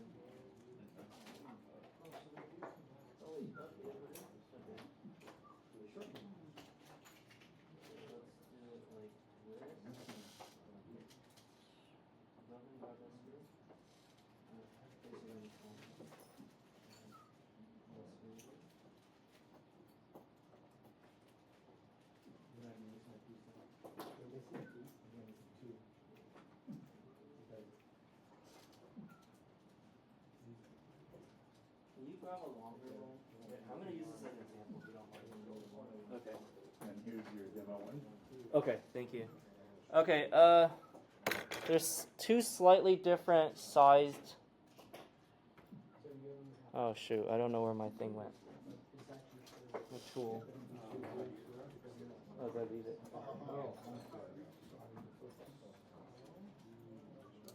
Okay, just to make sure you guys have the right ones, there's two different size screws in terms of length. Let me just compare them side by side. The one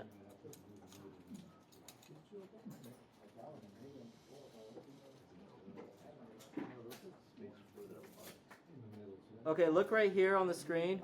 The one on the left is correct. The one on the right is too short. You see how this left one, it goes right to that lip, the same one? So it sounds like some of them might be in box number 4 or 5, so just double check. Check with 5. Swap with 5.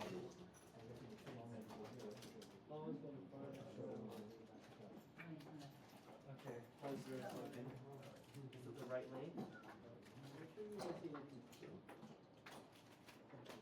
Okay, this one is the wrong orientation, so since you have it all, let me just make sure. This is also too short. So try number box 5. I think people messed up here.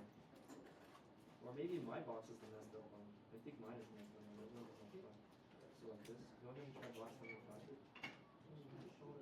It's shorter, box 5? Try number 4. Let me see number 4.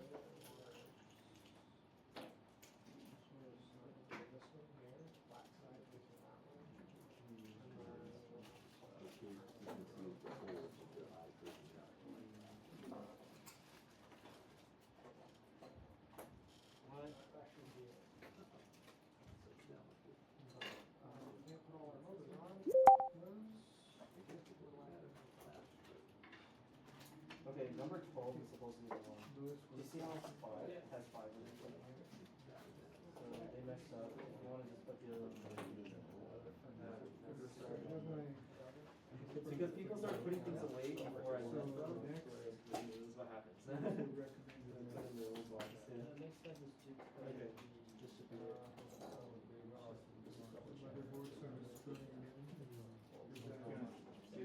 Yeah, once you get to that, I just want to compare that. Make sure it's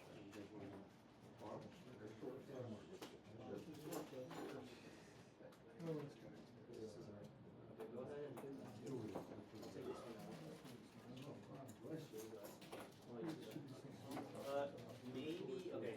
I can't even recommend a box number anymore. It just seems like everyone's all over the place. Can I see my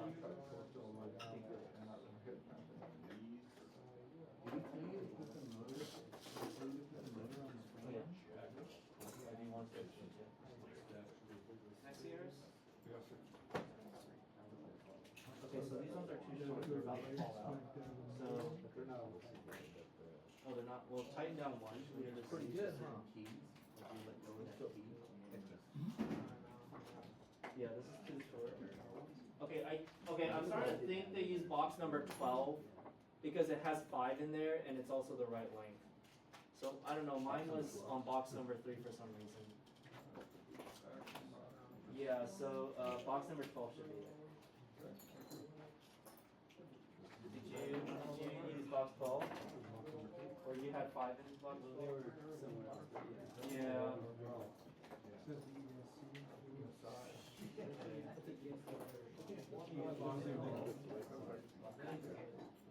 Okay, it's definitely box 12 now because it has 5 in there. Sorry.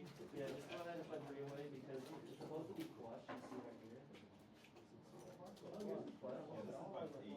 Okay, it's just a chance that they are the same length. Okay, so it's fine. If they're flush like this, then it's fine. But okay. something weird about Is it that. better now? Let's get the motor going. You're building it over. Okay.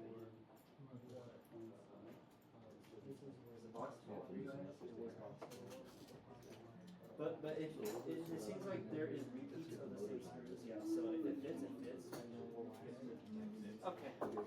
Whatever. I don't even know what to recommend anymore. Yours is already good. Okay, let me put the rest of my arms on, and then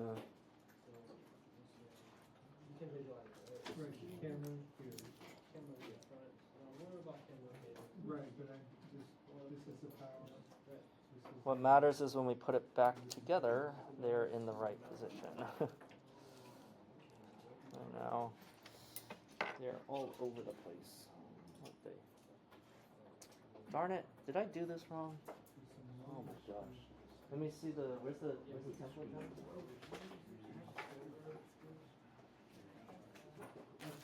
The little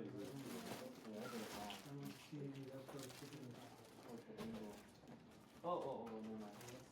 Oh, just never mind. I was thinking this black one. Oh, was like, you were gonna kill me if I tell him I messed up again.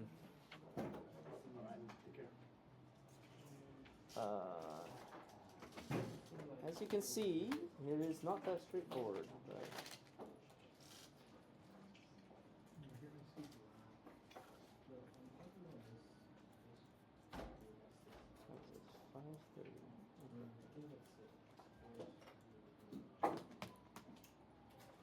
Alright, there's 5 screws because there's like the 4 arms plus the 1 center screw.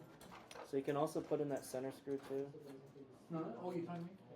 I wouldn't tighten them down until you have all 4 in. So just keep them kind of loose. I mean, just validate that one of them is the right size. Well, it depends. So, you can, there's a setting, so if you accidentally put it in like that, you can actually re-flip it. It's called HV. And you can do it the other way too. There's several. If it gets you in trouble, there's one where it mirrors everything. Yeah. Okay, cool, got it. Just letting you know, in case it happens to you.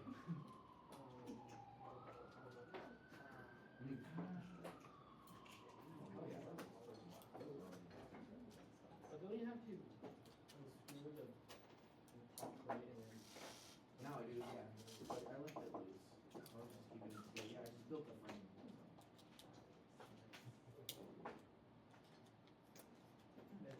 Yeah, I found that if you don't tighten toward the end, then you can kind of wiggle the arms around until they fall into place.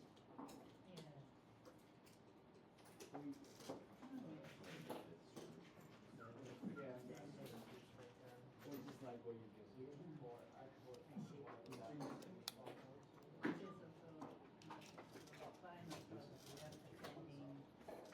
Is because we're gonna put on this brace.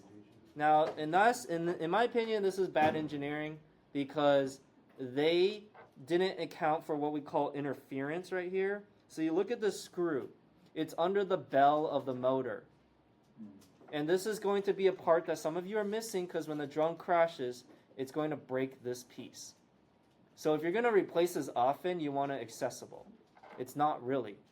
So this is why I'm having you install it now rather than after the motors, is because you need the motors off first.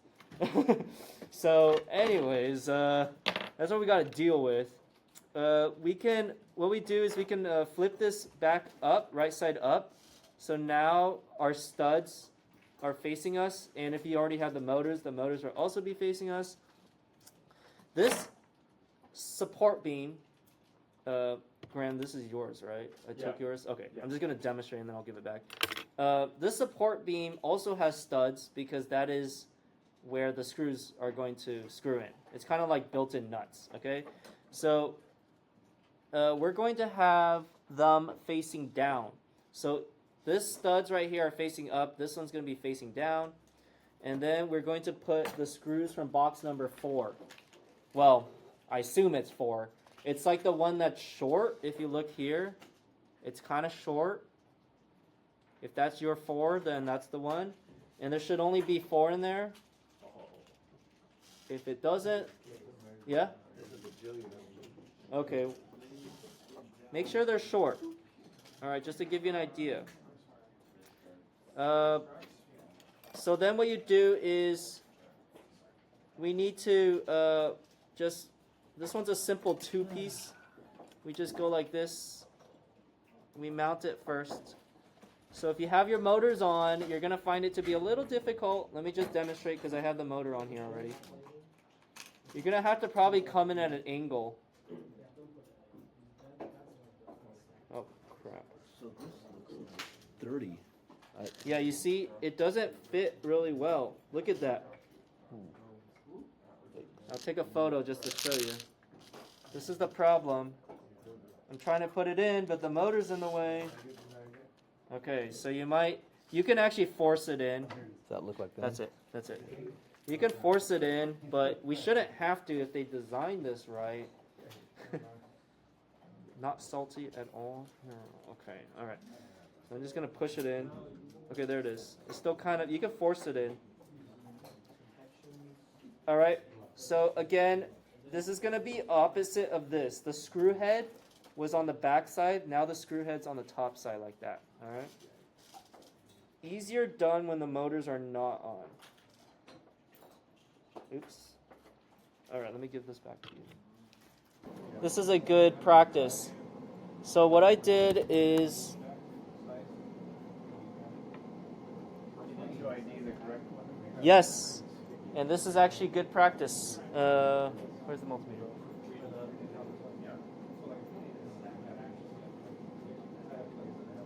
Okay, so I need to figure out which one to buy. So what I did is, I first go here, and I measure the diameter.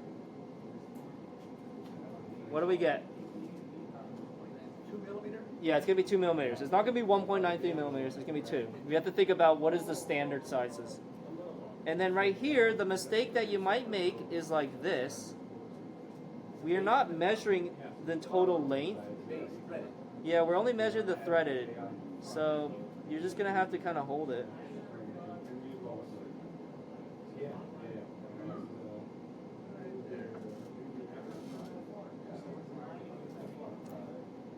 I think it's going to be 6.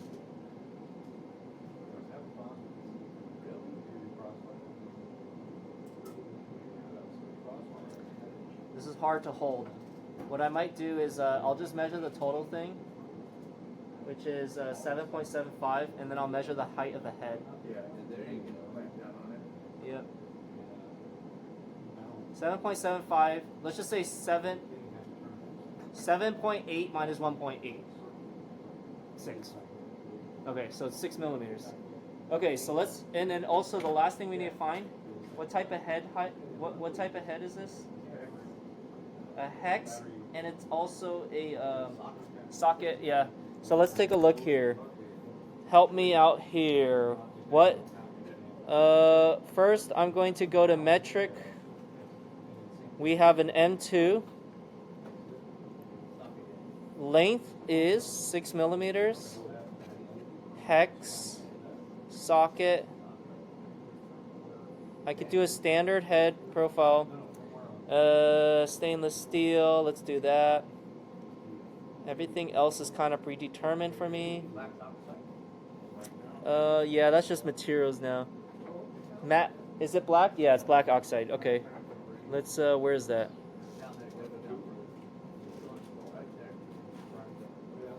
Okay, perfect. It only gave me one option. Product detail. Is this what we got? I think so. How much was it? 2 millimeter? 12 bucks. It's $12 for a pack of 100. 2 millimeter and I didn't measure it. Oh no, the head was 1 millimeter, wasn't it? Oh, okay, so we need low profile.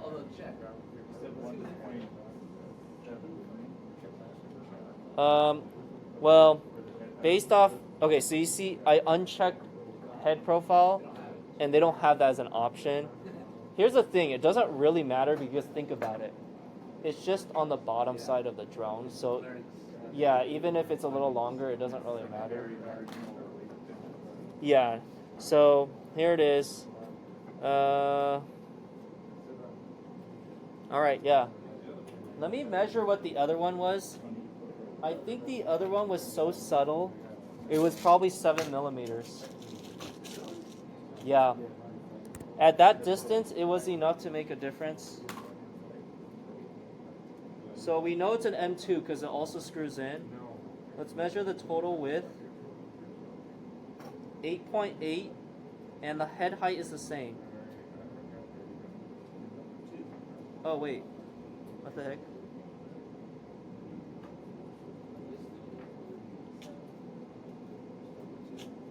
Alright, fine, the numbers don't lie. 8.8 minus 2. 6.2? Wait, did I do that right? No. What? 7.8. You said 8.8 minus 2. Yeah, right? 6.7. Let's just say, oh man, it's almost like, yeah, it's gotta be 7. So, it's about 9. So 9 minus 2 is 7. So yeah, it's a 7 millimeter. 1 extra millimeter is enough to cause a concern. I mean, look at the clearances we're dealing with here. So I can buy this, but you know what? I'm probably not going to buy it from McMaster because they'd kind of be a little expensive. So let me see here. See? I get it for half the price. Yeah. And I get 5 extra ones. You have to be invited. Amazon Business. What's that? You have an account? You have an Amazon business account. Yeah. So you have to be invited. What do you mean invited? So does anyone can log in For what? business? You just have to prove you have a business. Yeah. It sometimes gives you better pricing, but it's generally the same. Like if I took this and I go to my personal Amazon, it's probably the same. It's probably the same price as if I go to personal Amazon. Yeah, $6.99. See, it's the same thing. It's just with business, you can create like POs and like you can do like run reports and stuff like that. So there's not much difference. Yeah. What? I don't know. I always pay in full. I don't know if they do like financing or anything like that. But yeah, $7. I don't have Prime, so I'm actually just gonna use my sister's account and buy it there. Yeah. So, all right. Well, we are gonna carry on. Install whatever you can, and wait until we get the screws. All right. So what we do next? Good question. Assuming you have at least some motors on, I'm like really cutting corners now because I don't have the arms, I don't have the rest of the motors. You gotta use your little imagination now. Where's the completed drum?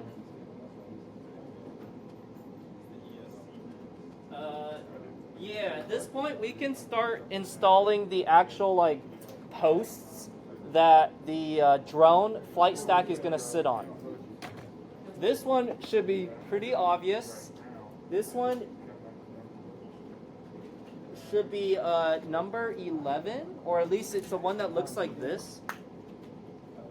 You see?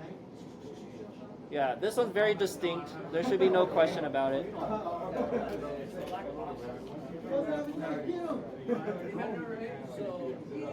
Yes. Well, that's gonna be separate, right? Yeah. Because there's another one which is really skinny. There's some real skinny. Yeah, don't do the skinny one. Do the thicker one. That's at 6, actually. Okay, then do 6. People put it in different places, unfortunately. Despite my attempts to coordinate the disassembly. Okay, so what you do is you see how there's a recessed pocket? You just drop it right in. And if you mounted this correctly, it should sit in the well.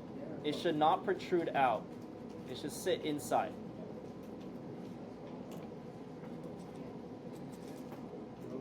Now this is where the nuts come in. We have to secure it on the other side because it's just loose. If I was to flip this, right now I have my fingers over it. If I was to flip it, it's going to fall right out. So we need to take a nut. You should have 8 in there. Don't worry, we're just going to use 4 right now. We're going to just take a nut and put it on each of those. I'm one short. Okay, we can take a look around.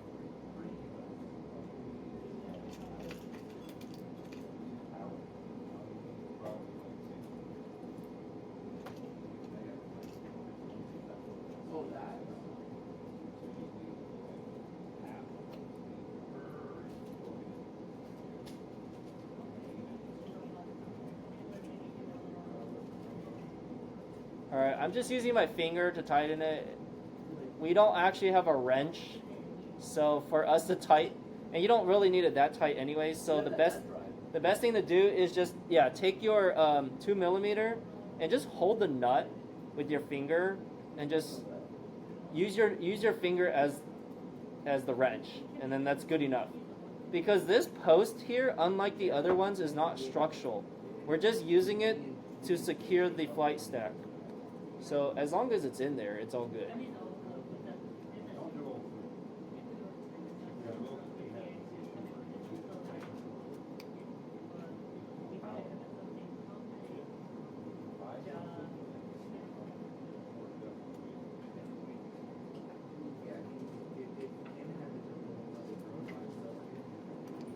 All right.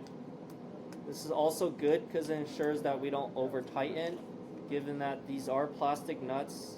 If you actually had a wrench, you could probably end up stripping it. Okay, this is what I have at the end. And I will walk around and help now.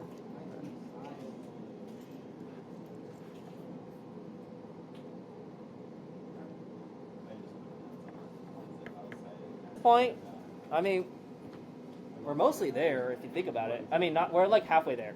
So now we're going to take our flight stack. Okay, tell me, which one is the ESC and which one's the flight control board? ESC has the And what gives it away that's the ESC? Connection points and motors. Yes, it's already there. If that wasn't there, is there any other clues that this would be an ESC? the capacitor and battery. Yes. But that also usually doesn't come with it. It's because this has already been pre-built. If it was just the board, would you be able to tell this is an ESC? I would go off of the Sharp patch. Yeah. It just happens to be laid out like that. And if you actually look closely, they actually have numbers. 1, 2, 3, 4. Keep note of that because later in beta flight, that is what our motors are going to be. Okay. If you look at this thing, you can tell it's kind of the flight control board because it usually has like a central processor right here. And then it also has a dead giveaway. There's like a USB port right here. And then if you look closely at all the markings, they'll have things that says like UART or like T3. That's transmitting 3. There's like voltage 5, ground, things like that. So you can see that this is where things are soldering on top of.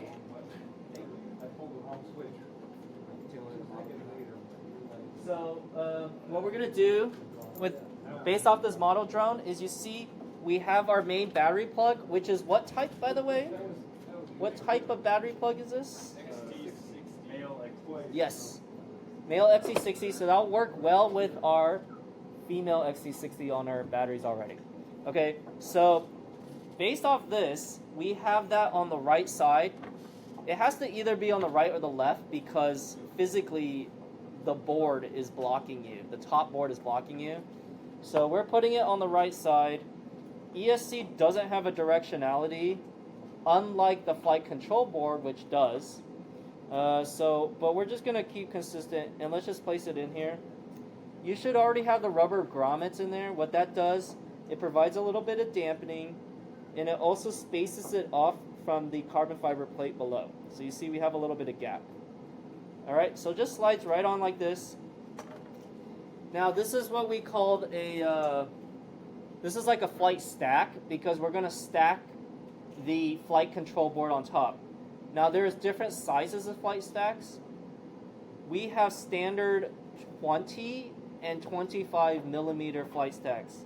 What is that measuring? That is measuring this distance from center post to center post. There it is. That's the 20, so that's what we're using here. 20 millimeter flight stack board, okay? If you were to build your own drone, you need to make sure you buy the right size for your frame. Otherwise, it's not going to physically fit.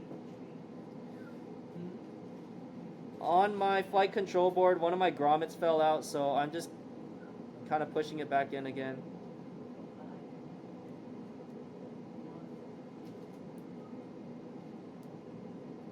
Okay, there it is. Okay, this is the flight control board. If you look right here, this is the top. I mean, technically you can flip all this in the computer later, but it's best if we use it as is. Notice there is a yellow arrow right here. That tells you direction, what forward is. Again, you can flip this in the computer, but it's best if we just use it in its native setting. Front of the drone, in case you're wondering, if you look at this drone, I'm going to flip it on the bottom side. You see how it's like shorter here and longer here? So the shorter end is the front. So I call it the coffin head. It looks like a coffin right here. No, it depends on the drone. Yeah. But yeah, so this is the head of our coffin.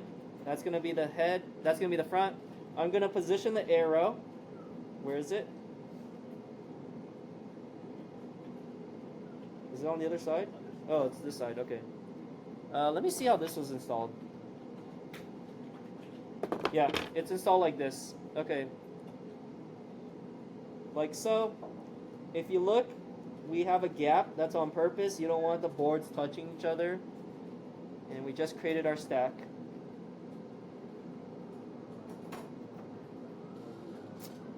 Then you can take the remaining 4 nuts and you can put that on top to secure the flight stack. And here's important, use your fingers, because if you use a tool, you can potentially rub against these surface components and knock them off, rendering the board useless. What might help is, because this has a little bit of give, is to just press lightly down on the board. Yeah, just compress it a little bit. Don't press too hard, but just to give it that extra, like, in lieu of you not having a tool, this allows you to like tighten the nut down a little bit more. In the end, once again, we want our nuts flush to the surface, just like you see right here.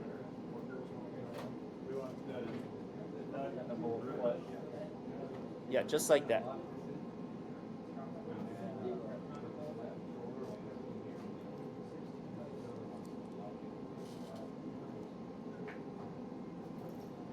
If you compress too much, it negates the whole point of having the damper, so don't compress too much. Have both the ESC. Oh, great. Okay, if you're at this point where you have an ESC and the flight stack, then we can connect your motors.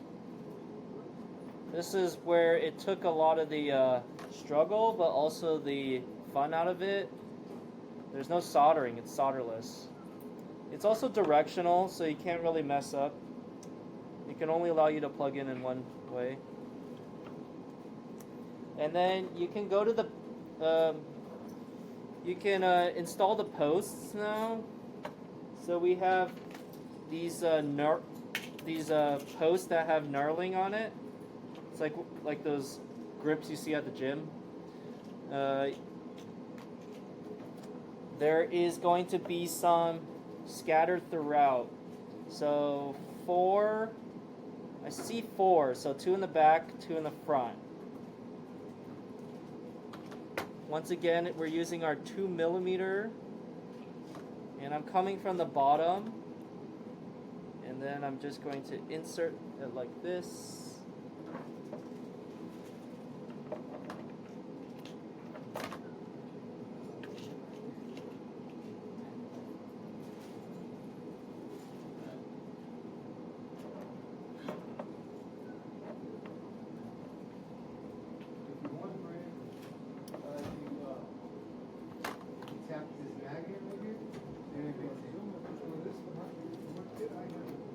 Oh, it might just be like that. Gotta figure something out. Install the VTX right here. The VTX is this thing. It has its, just like the flight control stack, it has its own set of skinny posts right here. And you see how there's 2 sets of holes in here? So that's for like either the 20 or the 25. What do we have here? 25. So it's the outer ones? Yeah. Okay. Thank you. So yeah, if you're lucky, the manufacturer does that. They give you 2 options, but they only did that for the VTX back here. They didn't do that with the... And the wire for that VTX goes straight over to the flight controller? Which one? The red, white, and blue? Goes to the camera? Black wire goes to the camera? It should already be attached to the camera, the black one. It is attached, but the right of the wire goes over the top of the... Yeah, I just kind of go right over. Okay. Now there's actually 4 sets of, there's 8 nuts. So usually what I like to do is I like to lay down 1 nut just to secure the post, and then it also provides some spacing. So I'm gonna lay one down. I think that's the same thing that the actual model does, right? Yeah, there's two different thicknesses. It has the thicker one beneath the VTX. Oh, there's different thickness in the nuts. I don't see any differences. Okay, I put the posts with the nuts on. Yeah, for the first set, and then I'm gonna slide this on, and I put the posts on the outer ones because this is a 25 millimeter. Now I slide it on. Now it doesn't fit really well. It's not gonna sit flush on the bolts, and don't force it either. It's just again not the best design.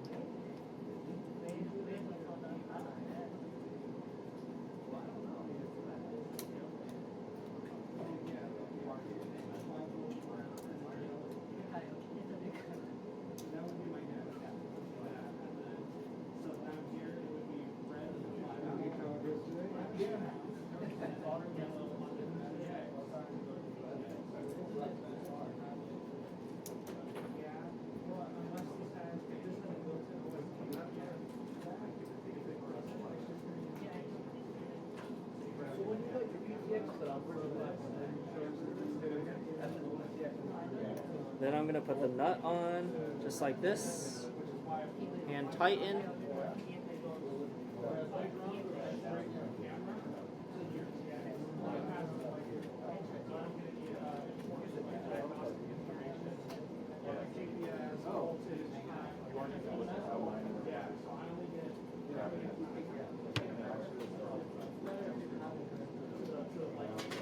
I'm using the 4 millimeter to tighten it down. There.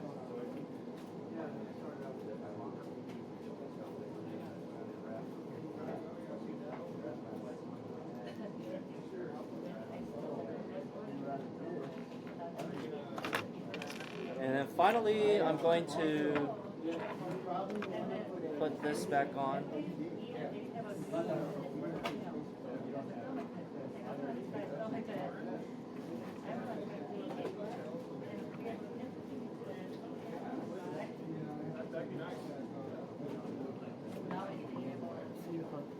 All right, see you later. Bye.